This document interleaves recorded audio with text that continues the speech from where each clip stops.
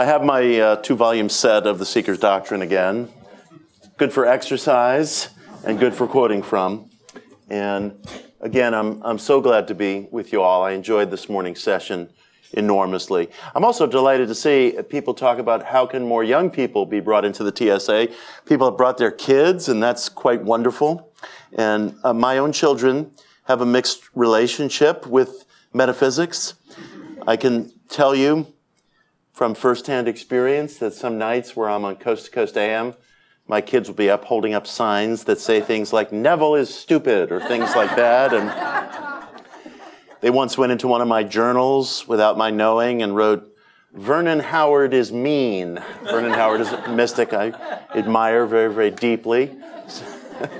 I write about him in my book, One Simple Idea, and elsewhere. So I'm glad your children are here. Maybe mine will watch on YouTube.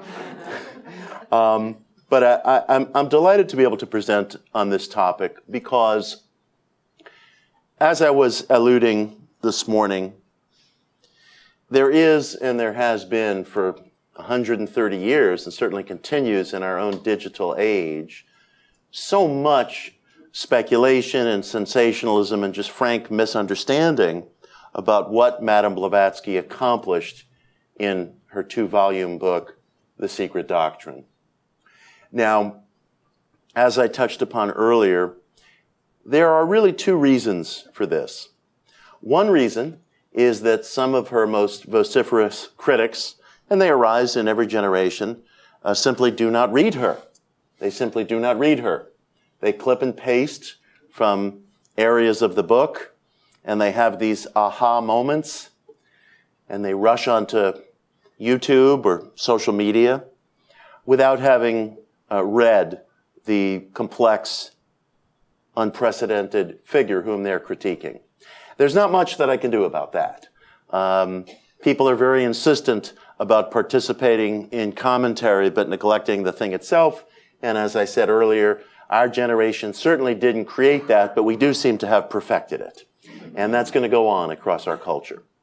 Another problem that arises when people engage in this very deep outrage or aggressive criticism of the Secret Doctrine is that they misunderstand something fundamental, both about Madame Blavatsky's career and about the books that she produced. And it's very, very important that this be understood. And there are scholars and academics who do understand this, and I appreciate it greatly. And there's more and more of them. There's more of them. Everything that she did was unprecedented. There was no template. She wasn't like anyone before. She didn't sound like anyone before. My friend, the philosopher Jacob Needleman, made this comment once in connection with the Gurdjieff work. I mentioned Gurdjieff because, although he was a very different figure, he was somewhat contemporaneous with Madame Blavatsky, came a little later, and he too is frequently misunderstood, and you'll find that when you venture to discuss one of his ideas with a friend or a colleague or a workmate, they'll go, oh, it's like this or it's like that. And Jerry once said to me, it's not like anything. And the same holds true with Madame Blavatsky. It's not like anything. So in The Secret Doctrine and other places, she would use terminology that was familiar to the Victorian public of her day in the same way that we use terminology that's familiar in its most basic sense to the 21st century public. But the definitions and the applications that she applied to these terms were vastly different than what was common and conventional and popular at the time. Her evolution was not the evolution of Charles Darwin, who comes in for a lot of criticism in The Secret Doctrine. Her conceptions of all kinds of different religious concepts, from the Creator to the figure of Lucifer, to the development of different religious traditions, to distinctions between religions in their pristine form versus religions as they became squared off into doctrine, were very, very different than what the casual onlooker might have associated with what she was saying. Everything that she did, in effect, struck a kind of new octave into the Western and Eastern world. There were no tracks that she was following. Just think of it. Even when she went to India with Henry Olcott in late 1878, the whole idea of the Westerner making a pilgrimage of sorts to the East in search of esoteric wisdom, even that idea was completely new. Those were fresh tracks in the snow, so to speak. Fresh tracks in the snow. There was no Lawrence of Arabia. There was no Beatles.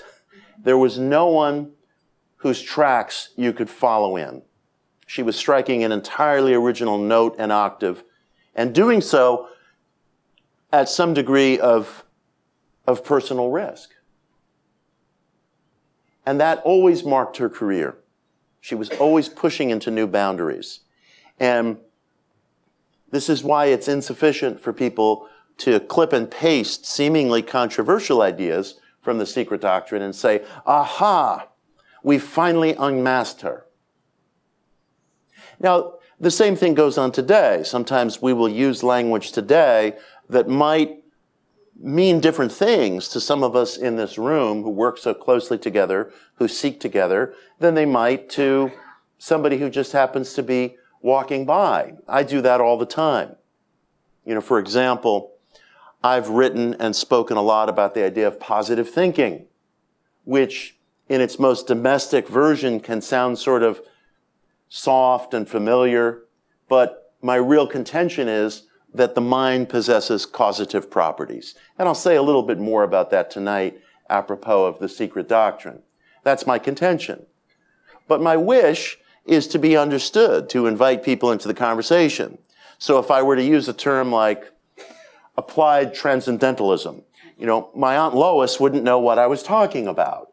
But if I say positive thinking, it's understood that I am talking about this great metaphysical tradition that holds that to some greater or lesser degree, thoughts are determinative. Thoughts determine experience and concrete events in one's life. But we have to use a language that helps our communities and helps the public at large at least be drawn into the conversation. And then that language can deepen. And one of the many things that Madame Blavatsky achieved in the Secret Doctrine is that she took certain ideas and notions that were very steeped in antiquity and brought them into public attention for the first time. And she also took ideas and notions that sound familiar only on the surface and explained to the willing public how many layers were actually behind these commonly received ideas. Now, I feel it's very important to deliver this lecture tonight because our digital culture is so vast, is so wide-reaching, is so dominant of 21st century life that almost anybody, anywhere, can sound off about something on YouTube, and the next thing you know, it's got more hits than an episode of your favorite TV show or what have you. And these things do build. And so I want to talk about 3 areas where Madame Blavatsky is misunderstood. This lecture is called The Secret Doctrine and the Forbidden, although it could just as easily be called The Secret Doctrine and the Misunderstood. One of the most controversial areas that people will talk about from time to time in our culture, and this will show up occasionally on Wikipedia and all over the digital world and on late night radio and in videos and sometimes in different books, is this notion of a connection between Madame Blavatsky and specifically the Secret Doctrine and the rise of fascism and Nazism in Europe. This is one of the tropes that gets repeated again and again and again. And almost always, these discussions are superficial, they're shallow, they're sensationalistic, and they're uninformed. They're not leavened. They're not leavened by a full contextualization and comprehension of exactly what Madame Blavatsky was doing in the Secret Doctrine. They're also, I would say, overwrought with these notions that people from different parts of history, sometimes dark parts of history, were necessarily clipping and pasting from the Secret Doctrine, which I contest. And I'll describe to you exactly what I mean.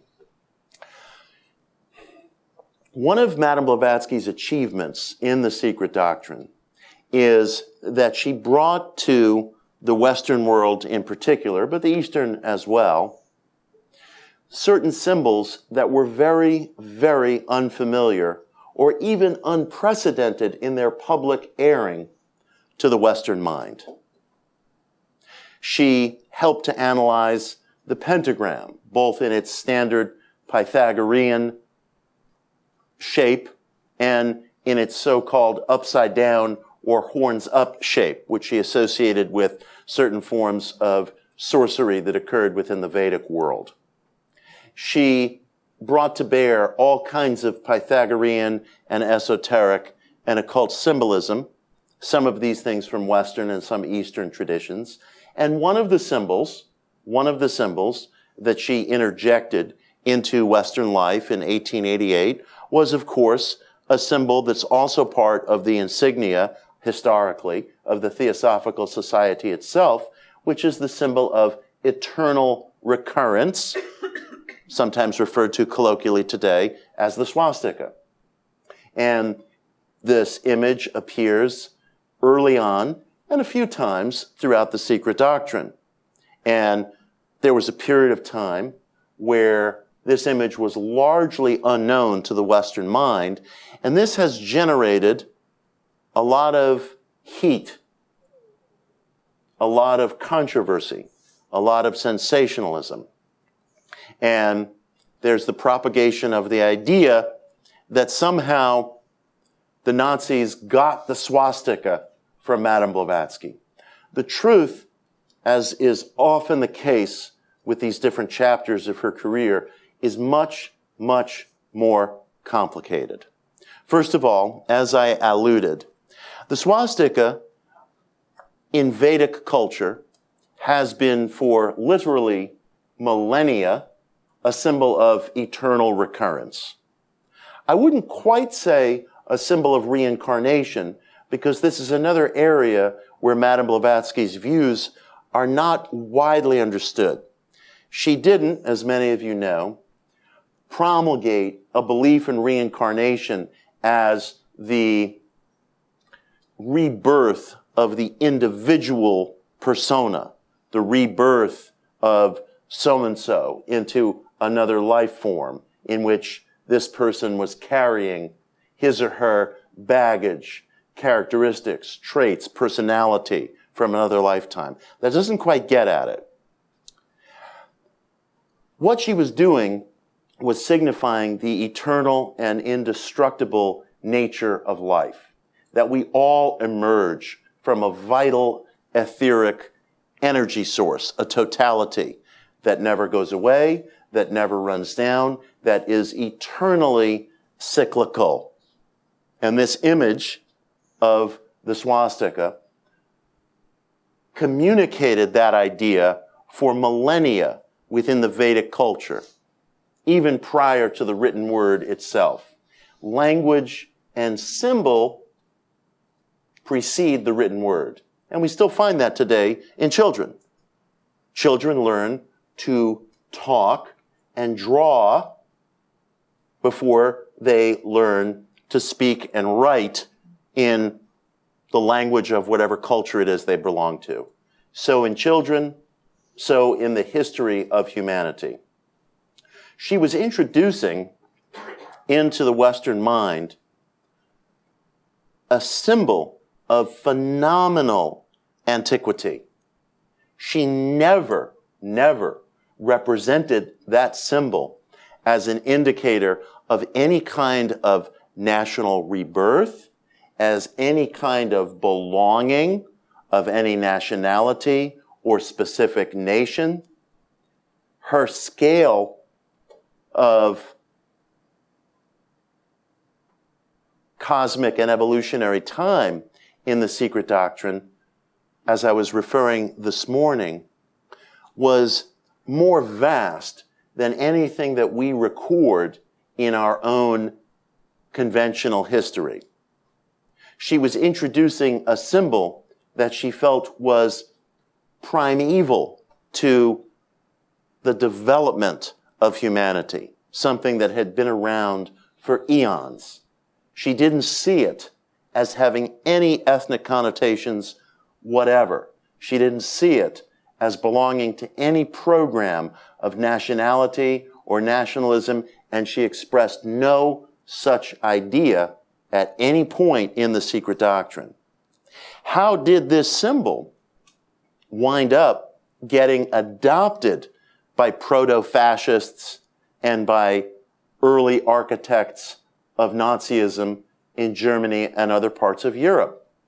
Did they read the Secret Doctrine? Were they influenced by the Secret Doctrine? Were they fans of Madame Blavatsky? Absolutely not. Absolutely not.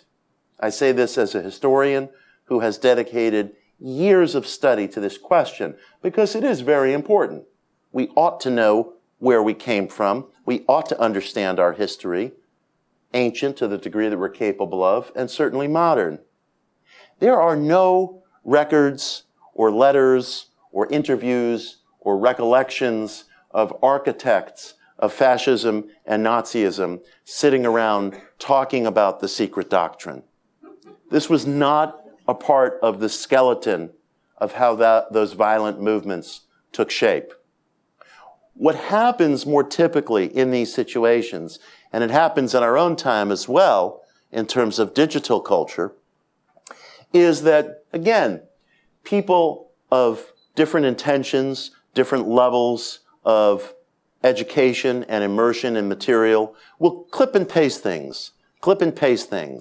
And lots of symbols that Madame Blavatsky had introduced into the public mind in 1888, years after her death, would appear clipped and pasted in different occult journals, different artistic journals that were making the rounds throughout Europe and other parts of the world. And the greatest probability is that some of the early proto-fascists who were involved in the Nazi movement were probably reading certain Austrian journals, certain Austrian occult journals, that did a clip and paste job of the swastika and some other symbols that Madame Blavatsky exposed to the public in the Secret Doctrine. And it's very, very important to understand this. I believe that journalists and producers, maybe a couple of academics, although I can't lay this one on the academics very much, journalists, producers, sensationalists, I believe, have grotesquely exaggerated the extent to which occult philosophy was part of the Nazi regime. I think that's been a tremendous exaggeration that speaks more to the public's prurient fascination with Hitler than it does to actual historicism. Now, there were some figures in Hitler's inner circle who had their own bastardized interests in the occult, particularly Heinrich Himmler. But history shows that Hitler himself had no interest in these ideas other than their use in terms of the creation of magnetic symbols. He would seize upon symbols like the swastika, use it in an entirely cordoned off way, in accordance with whatever rabidly nationalistic idea he wanted to convey, and he would discard the source material, the people, and the ideas behind it without any interest whatsoever, as if it was nothing but historical debris, which it was to him. And occult figures who were unfortunate enough to intersect with the Nazi movement usually wound up dead. Usually wound up dead. If they were captured, like Karl Germer, who was a Freemason and was a friend of the British occultist Aleister Crowley, they were sent to prison or to a concentration camp. Hitler's so-called astrologer, Karl Ernst Kraft, died en route to a concentration camp. Freemasons, occultists, Rosicrucians, Theosophists, Anthroposophists, they were considered absolute enemies of the state. And in many cases, they were imprisoned or they were put to death. And of course, there were other figures in Europe at the time who were adopting ideas from the Secret Doctrine in a more integral way. But history and the public imagination takes less interest in these figures, like Rudolf Steiner, for example. Steiner, among other things, in addition to the Waldorf schools, Steiner's ideas served as the basis for extraordinary living learning communities in the United States today called Camp Hill Villages, which are living learning communities for mentally challenged adults. And I visited one of these communities in the Hudson Valley in New York, near where I used to live. And it's just the most extraordinary experience to see villagers interacting with one another, both those who are considered mentally challenged and both those who would be considered, possessed of ordinary faculties. And you'd be amazed to see the self-possession and the true work and craftsmanship and sense of accomplishment that is invested in these villagers of all types. It's one of the most extraordinary efforts in communal living and humanitarian education I've ever seen.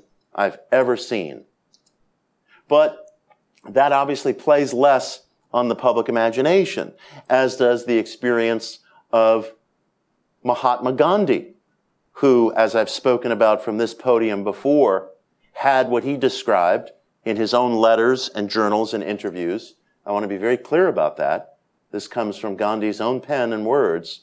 Had what he described as one of the seminal meetings of his life when he met Madame Blavatsky in London in 1889, just 1 year after the publication of The Secret Doctrine. And Gandhi recounted many times throughout his career, including an interview that he gave just a few weeks prior to his assassination, that it was Madame Blavatsky who initially ignited in him the ideal of universal brotherhood. He was very, very plain. And he told an interviewer, Louis Fisher, who was a biographer of Gandhi, and they spent a lot of time together toward the end of Gandhi's life. He told an interviewer, Louis Fisher, Theosophy is Hinduism at its best because it promotes the universal brotherhood of man. These were Gandhi's words. And yet, if you look at biographies of Gandhi, and there are many, you will find scant reference to Madame Blavatsky. Scant reference. And if certain biographers can bring themselves to even mention them at all, they just mention her as this carnival-like figure on the fringes of Gandhi's psyche and career, in direct contradiction to what the man wrote about himself. And I write about this extensively in Occult America. And I want to call this out, read the source notes, because I'll give you a chapter and verse of where you can find Gandhi talking about this in his own writings and articles or in interviews. This is historical fact. It's as plain as day. He knew Madame Blavatsky. He knew Annie Besant. He knew of Henry Olcott. He was inspired by them. He was influenced by them. He cared about them. He spoke about them. He said it was Madame Blavatsky and two Theosophical brothers who were directly responsible for returning him as a young man living in London to reading the Bhagavad Gita. And he said, at that time, I was in law school, and I had no interest in Hinduism. I had no interest in spirituality. He said, I wanted to become a right proper English barrister. And you should see pictures from him in those days. He looks so uncomfortable. He would straighten and grease down his hair, and he had a mustache, and he would wear this high starched collar. But he was a vegetarian, which was not easy in London in the 1890s. It's not easy in London today, much less the 1890s. And he wanted to fit in. He was thrilled to be living in London. He thought it was the beating heart of the world. He wanted to leave behind what he saw as the superstitious religious ideas of his parents' generation. He didn't even know how to read the Gita in its original Sanskrit. And there were two Theosophical brothers, as he put it, an uncle and a nephew, at whose home in Notting Hill, Madame Blavatsky was staying. And they asked him, would you like to read the Gita with us? And he agreed. And then they said, you know, by the way, Madame Blavatsky and her confederate, Annie Besant, happen to be staying at our house at the moment. Would you like to come and meet them? And Gandhi said, I was terrified to go and meet them because I had this thick Bombay accent and I didn't feel like I was educated enough to be in their presence. He knew of Madame Blavatsky as what he thought of as this very pro-Hindu figure, along with Colonel Olcott, who had lived in India for a time. He knew of Annie Besant as a great political reformer and a progressive political voice. And he wanted to meet them, and he was terrified. And he went to meet them, and Madame Blavatsky gave him a copy of The Key to Theosophy.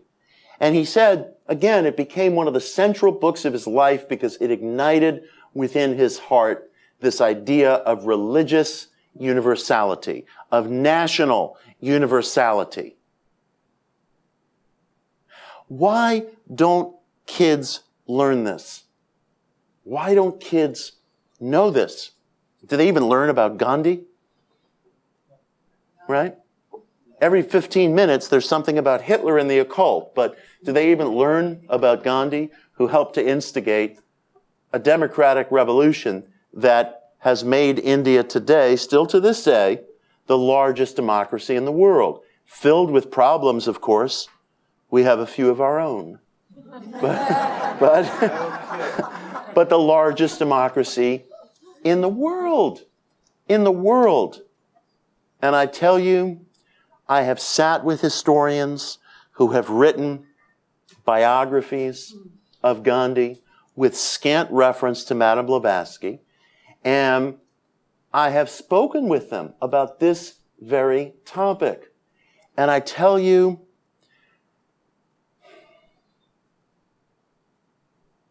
this is one of the fissures of education in our current life. It's not that they wanted to suppress the material. It's not that they had anything against Madame Blavatsky. It's that they were raised and educated to find such material secondary, boring, uninteresting. Again, they couldn't contextualize Madame Blavatsky. They couldn't figure out who this person was. She was so original that there was no easy, ready label that could be put upon her. And historians like labels. Journalists like labels. Who was Thomas Edison? He was an inventor. Who was Henry Ford? An auto manufacturer. Who was Susan B. Anthony? A suffragist. Who was Madame Blavatsky?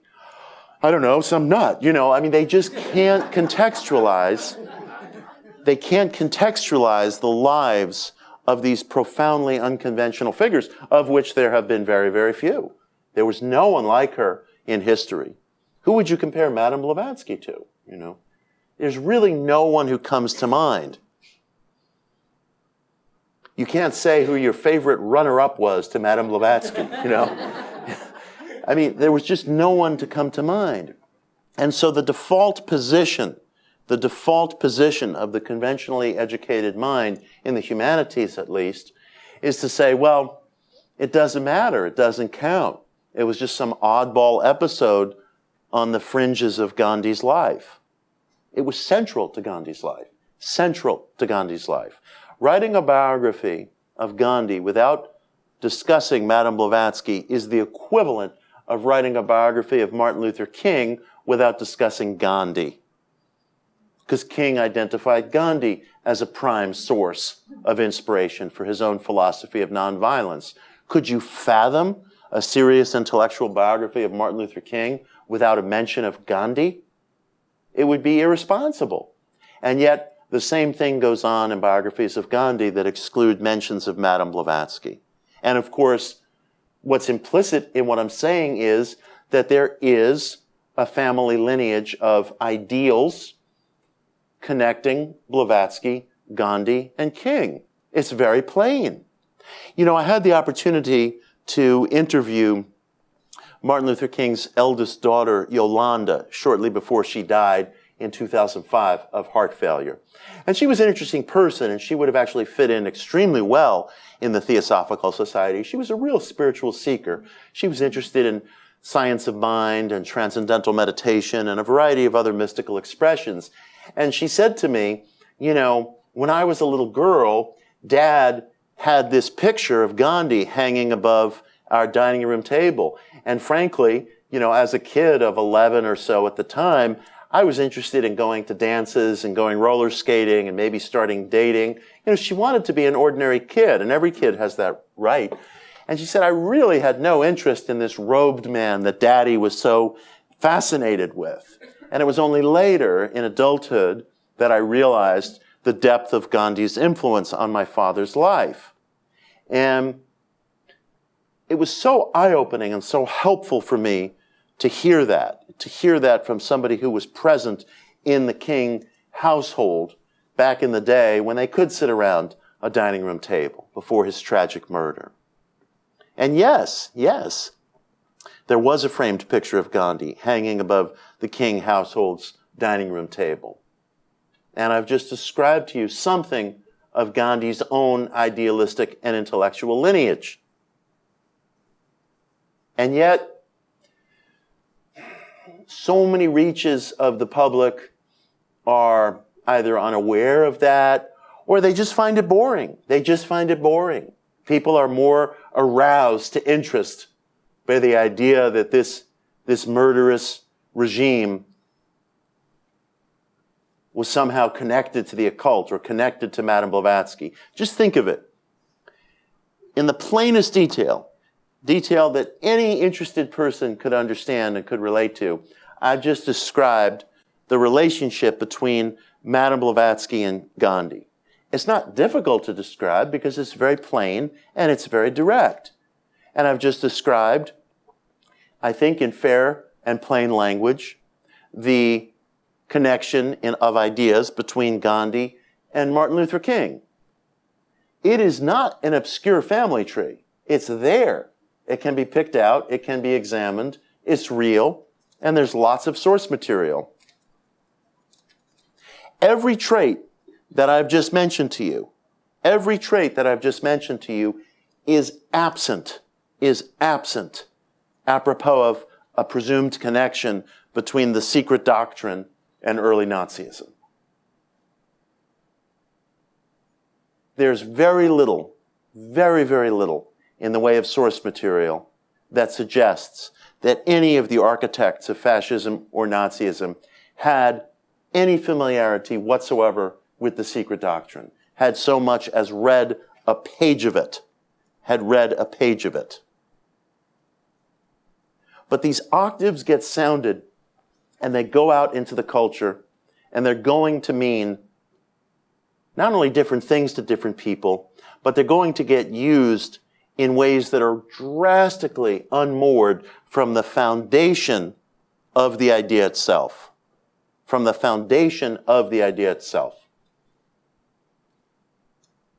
And that is a problem of human nature. That is a problem of the human situation. Madame Blavatsky spoke of the history and the advent of an Aryan race in the Secret Doctrine. She specifically identifies the Aryan race as having belonged to the Near and Far East, to the continent of Asia. She specifically makes that point and does so early on in Volume 1. It's there. Look in the index. It's pretty plain. It is the height of muddled thinking itself that the Aryan race could have become disassociated with some blonde, blue-eyed ideal that was being dreamt up by some of the early architects of Nazism. It's a fantasy. It's a fantasy misapplication of a very plainly enunciated idea in the Secret Doctrine.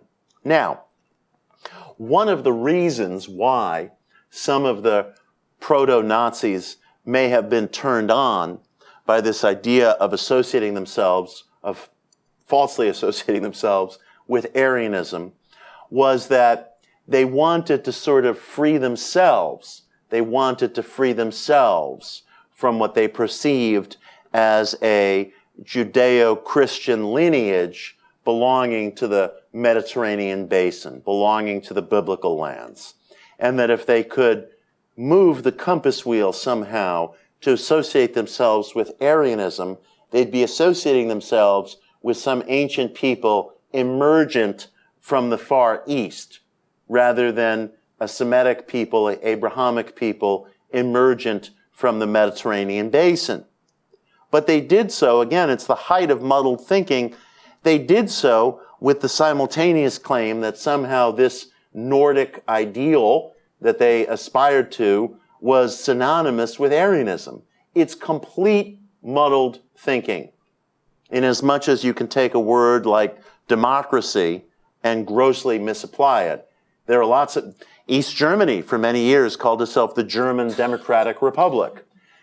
I don't think it was democratic, but, you know, the Nazis themselves adopted the term socialism, National Socialism.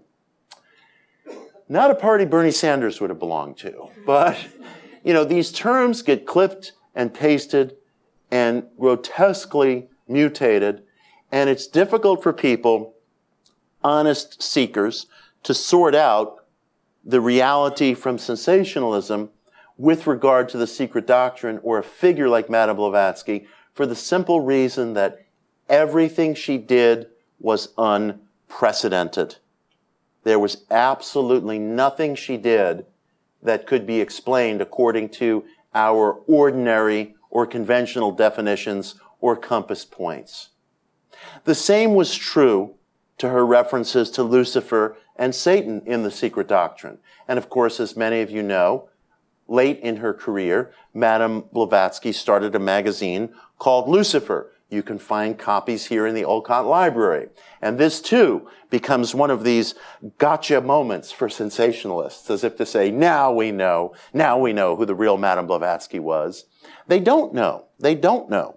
Because, again, her use of these terminologies was completely unconventional. If you look at something Madame Blavatsky said or wrote, and you're reading it through the lens of conventional definition, you've lost the scent trail. It's gone. It's gone. This is why, again and again, I say to people, approach the Secret Doctrine however you like. But if you really want to approach it, and if you really want to consider yourself a serious person, and if you're genuinely interested, I applaud that, but you gotta read it. You gotta read it. Because she wasn't unaware that her definitions ran counter to many of the mainstream or conventional definitions. It's not as if that was lost on her, and she would take pains to explain where she was coming from. But again, that means actually experiencing what's in the text. Now, Madame Blavatsky's idea of the satanic or the Luciferian in the Secret Doctrine has to be understood, and she was very clear about this, has to be understood in the context of her broader idea about cosmic reality and the forces of creation. She did not really believe in a personified God. That was one of the reasons why Buddhism as a religion was so deeply appealing to her from very early on in her career. And she was one of the first widely known Western figures who really made a personal dedication and commitment to Buddhism, as was Sinet, as was Henry Olcott. The impersonal force of creation, as it is understood within Buddhism, was vastly more appealing to Madame Blavatsky than any idea of a personified God. And she viewed life, both in its human form and in its ethereal, creative bases, as an absolute unity, as one absolute whole. And she argued in The Secret Doctrine that it goes against the very nature of creation itself to see creation as split in two. In other words, between God and Satan, as is sometimes understood in our exoteric religions. And she took pains to make this point. And when she refers to Lucifer or Satan, and she used the term interchangeably in The Secret Doctrine and elsewhere, she's talking about the fact that within creation itself, there sometimes has to be friction, just as a forest fire can clear out underbrush so that the forest can continue to grow and survive. And she views the parables of the snake in the garden or other things that get associated with Satanism in the Western mind. She views these parables as descriptions of necessary evolutionary unfoldments that humanity had to go through in order to become itself. And that the snake in the garden in Genesis 3 was to her a kind of Promethean figure, bringing fire from the gods, so to speak, into the intellect of men and women, giving them discernment, giving them measurement, giving them the capacity for creativity and judgment, fulfilling the very dictum of Scripture that said God created man in his own image, or as it's put within the Hermetic writings, as above, so below, as above, so below.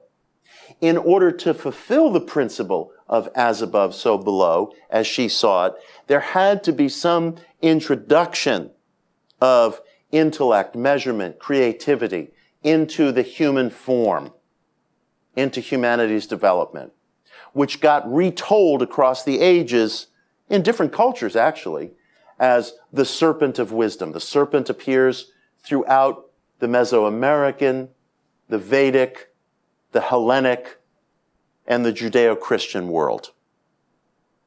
The figure of a serpent as a figure of wisdom is a kind of archetypal figure. And she goes through this in The Secret Doctrine. And she talks about how contemporary men and women, Victorian age men and women in the West, have wrongly come to see this as a story of these binary forces clashing with one another.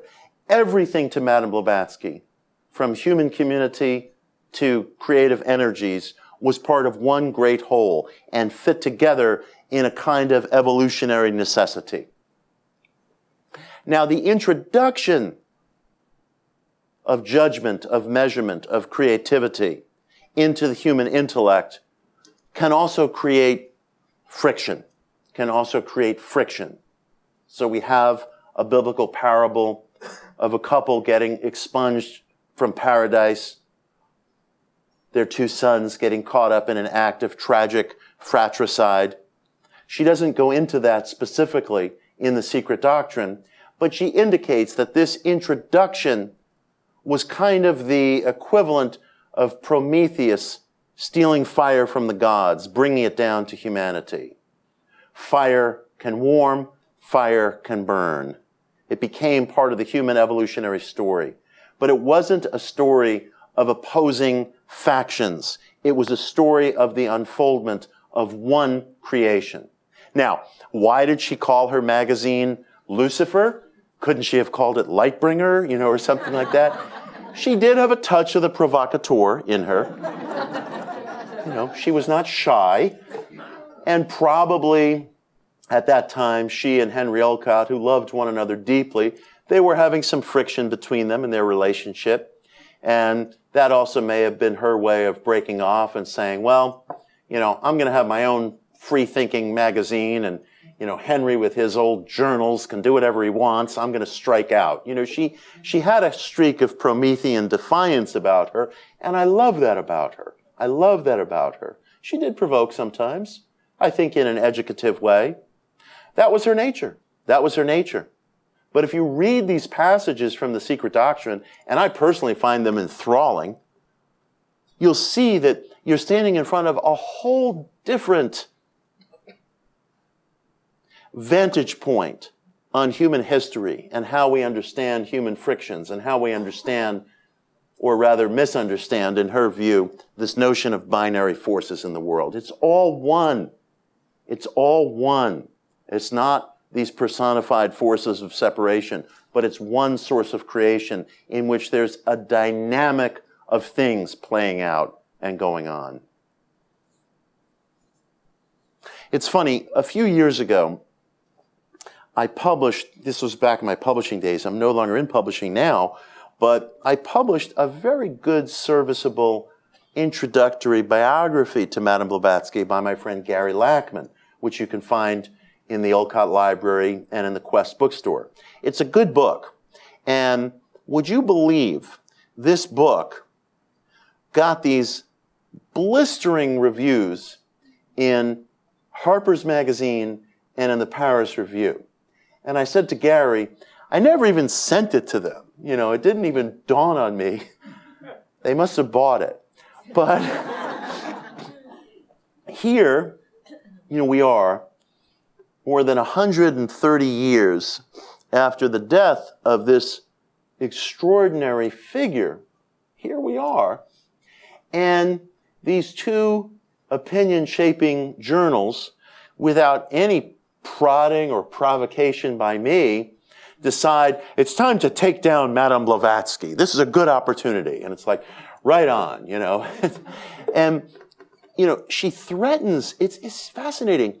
She still threatens the established order of conventional thought because she is so indefinable. She is so indefinable. And this is why there's really no way to approach her character or her work without looking at her, frankly, as she looked at reality, which is trying to sense the absence of borders, the absence of neat lines, the absence of neat definitions. Nothing she did was ordinary. Nothing she did can be contextualized or understood based on definitions that have been handed down to us. And I think that's one of the reasons why she continues to be a thorn in the side of people who want to put easy and quick labels on things. It's just, she stripped us of our labels. She stripped us of our labels, and that was part of her greatness. She used language and ideas that could, on the surface, seem familiar because she wanted to be heard and understood by the public. But as soon as she introduced something that we thought we knew, she would strip us of our ordinary compass points. I think that's why, you know, I carry around these 2 volumes of the Secret Doctrine with me, and I'm always going back to them, because every time I go back to them, and I'm sure many of you in this room have had this experience, there's a wrinkle of something new. There's something I misunderstood. There's something I didn't see. This book is, it's a wonderful experience, not only in discovery, but in shaking up your conventional mindset. Nietzsche said he wanted to philosophize with a sledgehammer. Madame Blavatsky philosophized with a sledgehammer. I want to raise one more point, and this has something to do with a really remarkable influence that I think has sprung from the Secret Doctrine. And I don't think people quite give Madame Blavatsky sufficient credit for this. And if they do recognize her as a primary source, I don't think they go far enough in understanding the prescience of some of her ideas. And the clock is running late, so I'll try to be brief with this. I have to remember this isn't the Northeast Federation. You know, I don't have 6 hours, so I'm gonna try to contain myself. Right? You'll hear a great deal today in New Age and alternative spiritual culture, and this has been true for many years, of this concept of the Akashic records. Somebody channels something, or you have a medium. Where does your information come from? The Akashic records, you know, and it's an idea that's worth peeling back the onion on and trying to understand a little bit better. And again, it's an idea that was introduced to the Western mind by Madame Blavatsky from Vedic culture. In fact, one of the things that strikes me, and this has made an impression on me for maybe the past 12 years, everything that I'm interested in personally and everything that I research and write about, sooner or later bears the thumbprint of either Madame Blavatsky or Annie Besant. It's absolutely extraordinary. I think to myself, well, the revival of Wicca and the nature-based religions, that's new. And then I find out, you know, Mrs. Besant had a lodge specifically dedicated to Wicca and the nature-based religions, you know, going back a decade before the brilliant Gerald Gardner, who wrote one of the books in the 1950s that helped revive the idea of witchcraft. And then I learned that Gardner had been part of the lodge. It's just, you know, it's really remarkable. Everywhere I go on this vast, vast landscape of our alternative spiritual culture, I continually find the thumbprint of Madame Blavatsky or Annie Besant. And the Akashic Records is another of these areas. And I'm sorry, our time is so short, but I'm going to try to say this in the briefest possible way. And we'll have another conference on the Akashic Records, and, you know, there'll be part 2. Madame Blavatsky in 1877 in Isis Unveiled makes her first mention of this notion of Akasha, this etheric substance, this kind of baseline substance that permeates life and from which all things that enter into material existence arise. She makes this reference in Isis Unveiled. It's an ancient Vedic concept, and she helped introduce it to Westerners for the very, very first time. And she writes this extraordinary, to me extraordinary, footnote at the very opening of the first volume of the Secret Doctrine. It is volume 1, page 18. And she writes the following. Only I get so excited about the footnote on page 18 of volume 1. Have you seen it? And well, now you'll hear it. I'm going to read a piece of it. It is not the physical organisms that remain in status quo, least of all their psychical principles during the great cosmic or even solar pralayas. Pralayas being a Vedic word for like cataclysm. But only their Akashic or astral photographs. It is not the physical organisms that remain in status quo, least of all their psychical principles during the great cosmic or even solar pralayas, but only their Akashic or astral photographs. So, she promulgated the idea that life forms leave these kind of permanent impressions on this etheric substance called Akasha. So there is a kind of infinitude of impressions, of records, of accessible kind of photographic plates or thumbprints that exist within the Akashic substance. Later figures came to associate this with the biblical Book of Life. This was an association that the psychic Edgar Cayce had, for example. And Cayce spoke very freely throughout his career about his information coming from these Akashic records. And I spoke about this recently in greater detail at the Edgar Cayce Foundation in Virginia Beach. And I'm going to limit myself to only the briefest of references now because the hour is getting late. But this concept of the Akashic records providing a kind of infinite, actual record of all that ever has been, all that ever will be, all that exists in infinitude, I think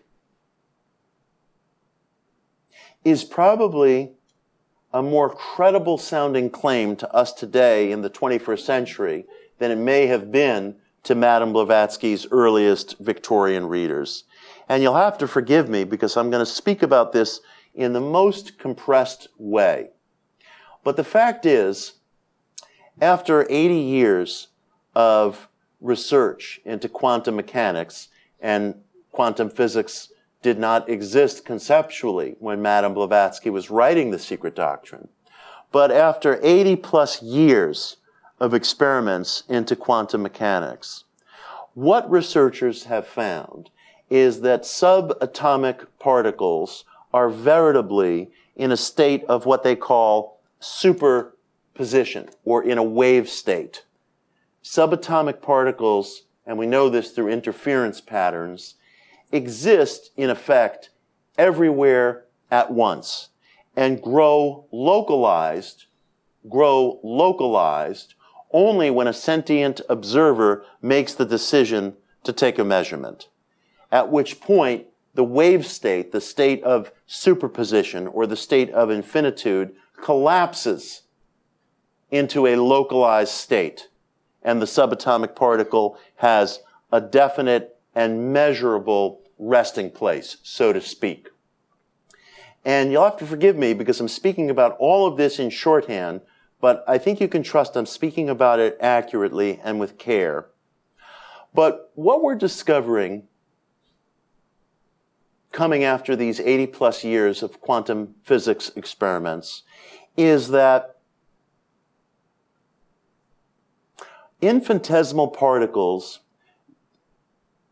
behave outside of the boundaries of ordinary physical mechanics, those mechanics that we experience in our macro world, in which there's not an infinitude of lecterns, there's one lectern. There's not an infinitude of me, there's one me, localized right here. But on the subatomic scale, that's not going on. That's not going on.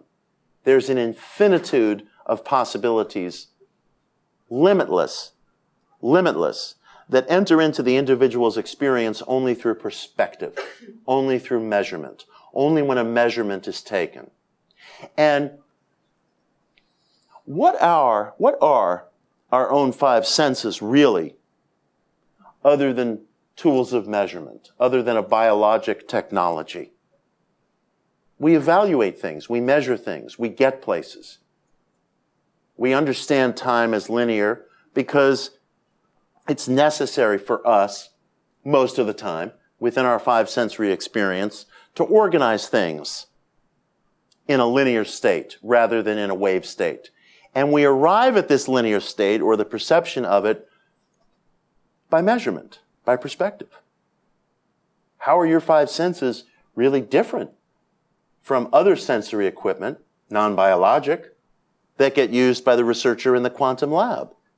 And things become experienced, become localized through perspective, through selection.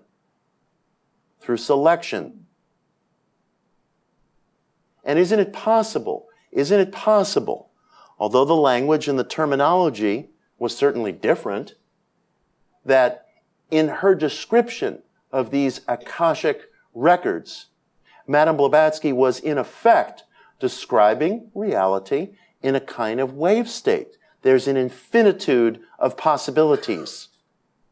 There's an infinitude of things going on all at once. And these things are experienced through selection, through measurement, through perspective. And it's an idea that I want to come back to, and I promise I will come back and talk about it if you'll have me. Because I think that this is another one of these extraordinary kind of crossroads that Madame Blavatsky presented us with in The Secret Doctrine, where she's using a language, she's using a terminology that must have seemed very alien to the Western Victorian reader back in the day, and that it's still easy for some people to look at today and say, well, you know, that defies all convention. That doesn't make any sense to me. But the state of infinitude and the possibility of deriving a record from this infinite state coalesces with the nature of interference patterns that scientists are capable of detecting in the quantum physics lab, which allows them to reach the theoretical conclusion, actually the mechanical conclusion, that objects, subatomic objects, are everywhere at once. It's not entirely different, albeit the language is different, but it's not entirely different from exactly what Madame Blavatsky is describing.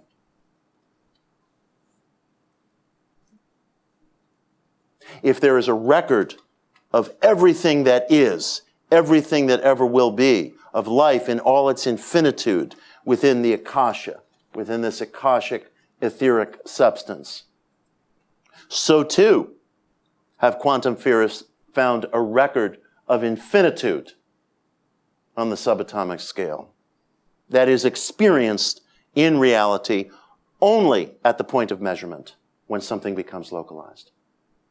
And could our lives be the same way? Could our lives be the same way? So, is the Secret Doctrine filled with ideas that are forbidden? No, not really. Not really. They're only neglected. They're only neglected. So let's strike our own octave with this conference, that these ideas begin to be understood, begin to be seen, and begin to change each one of us. Thank you all very, very much. Thank you. Well, you kind of blew my mind in general, but just specifically, and that would be that you said that these waves are everywhere at once, which kind of in a wave state, blew my mind. And so is that only possible without time and space? Is that how that's possible? I mean, I don't get how that's possible. It's extraordinary, right? To get something there. It goes against everything we've been raised to understand, and you know, I applaud the befuddlement, because the great physicist Richard Feynman said the only people who don't know what's going on is the people who think they know what's going on. You know, I mean, it's utterly surreal, you know, given our understanding of how things are supposed to work. I'll make two quick comments. I do write about this in greater detail in the Miracle Club, and I've got that. Oh, book. great. Okay, so it. Towards the end of that book, I go into some detail about this, actually. And look, you know, Einstein's theories of time and relativity have already demonstrated to us that time is bendable. If there's somebody who is traveling at near light speed in a spaceship and I'm situated here on Earth, time will slow down for my friend in that spaceship. You know, he or she will age at a slower process. And it's so difficult to accept because it violates everything that we go through our days understanding. And yet Einstein himself has already demonstrated that linear time just simply isn't what we think it is. It bends. It may be a deeply necessary and important illusion, organizing device that helps us get through life, but something else is going on. And I'll make one small comment.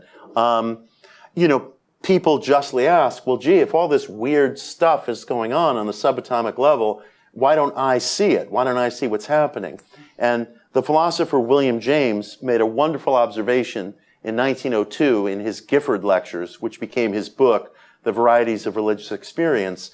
And he said, you know, the mystic is like a scientist viewing something as though through a microscope. If you look at something through a microscope, you see all kinds of things going on. Organisms, you know, bacteria within a little drop of water. And then if you pull back the microscope, you see less and less of what's actually going on.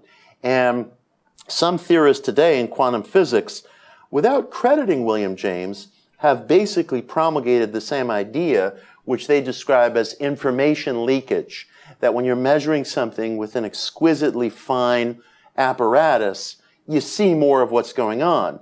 And James said the same is true of the mystic. The mystic sees more of what's going on. But when you pan the camera back, so to speak, our own five senses are more coarse, and we see less and less of reality, less and less of what's going on. James had such an extraordinary insight back in 1902, and the same basic insight is getting discussed, without credit back to him, in quantum physics today, but they call it information leakage. It may be that we just see very little of what's really happening. I agree with that. Yeah. Thank you. Well, you touched on so many things that have been pet peeves with me for a long time. For instance, I've heard Theosophists talk about a left-turning swastika. Mm-hmm. Now, I've been at Greek restaurants where you have the so-called Greek key all the way around a paper placemat. Right, right. Going back and forth, back and forth, back and forth. You go all over the world, you find swastikas both ways. Right, right. It may be, I don't know, maybe you know, that there was some Nazi or some Nazi theorist who decided, oh, we're going to use this swastika because it represents evil.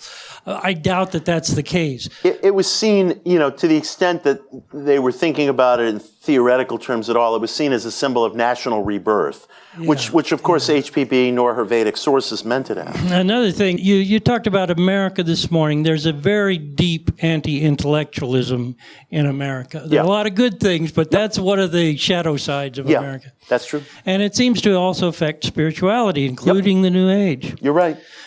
One of the strengths, it seems to me, of Theosophy is that there is a heavy intellectual element to it. Protect it. There are a lot of people who are attracted to the objects of Theosophy in one form or another.